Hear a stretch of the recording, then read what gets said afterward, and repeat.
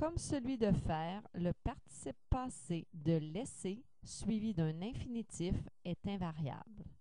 Certaines anomalies sont rectifiées. Les rectifications orthographiques ont supprimé quelques-unes des anomalies isolées les plus criantes. Le seul participe passé modifié du point de vue de l'accord par les rectifications de l'orthographe est laisser. S'il est suivi d'un infinitif, alors laisser est invariable, qu'il soit conjugué avec avoir ou en contexte pronominal. Certaines familles ont été harmonisées. Boursouflé prend maintenant 2F comme souffler, combativité 2T comme combattre, chariot a maintenant 2R comme sa famille, notamment charrette. Imbécilité, lui, n'a plus qu'un L, comme c'est le cas dans imbécile. Asseoir n'a plus besoin de son E historique, alors que dans sa conjugaison, il n'y avait plus ce E au présent, au futur, donc à l'infinitif, ce n'est plus nécessaire non plus. Dissous faisait un féminin dissoute, alors qu'au masculin, il prenait un S. Il est plus logique qu'il se termine par T.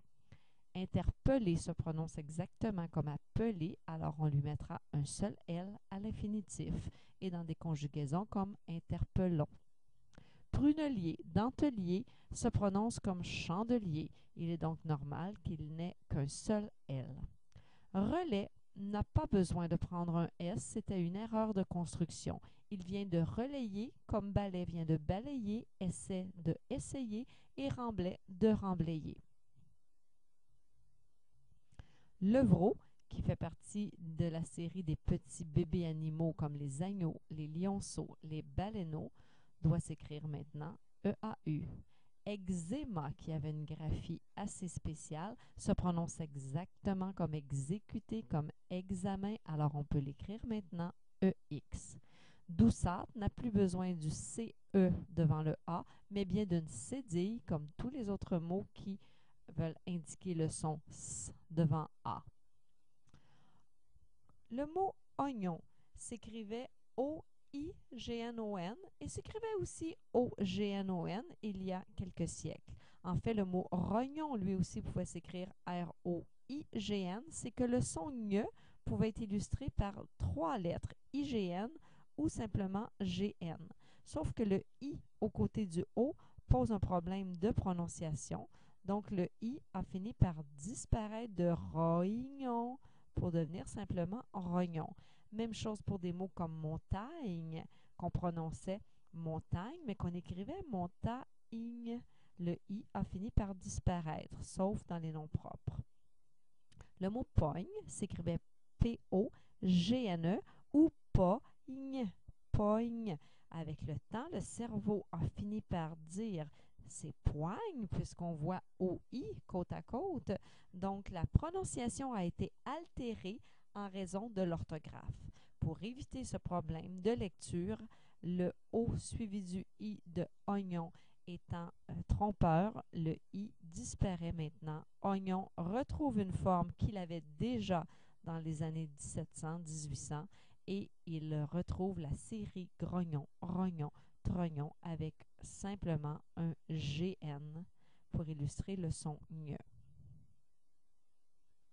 Une erreur historique est corrigée. Le mot nénuphar vient de l'arabe et s'est écrit avec un F en 1900, en 1800, en 1700 dans le dictionnaire de l'Académie, mais une erreur s'est glissée en 1935.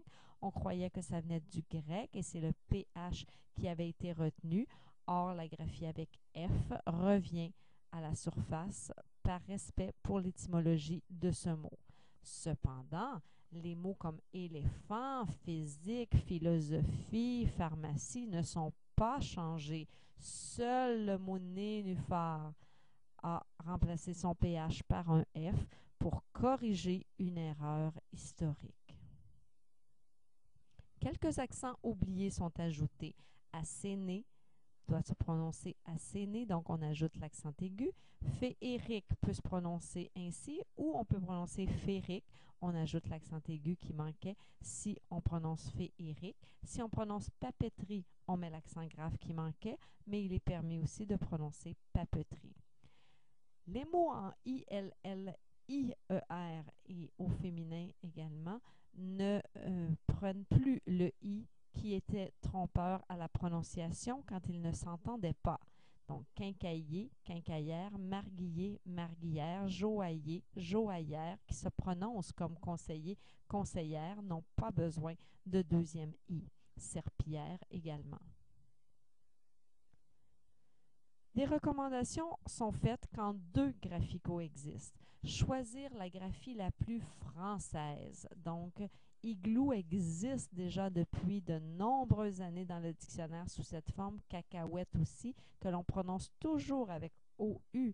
Donc, la graphie étrangère qui est trompeuse à la prononciation est à éviter. C'est la graphie francisée que l'on recommande.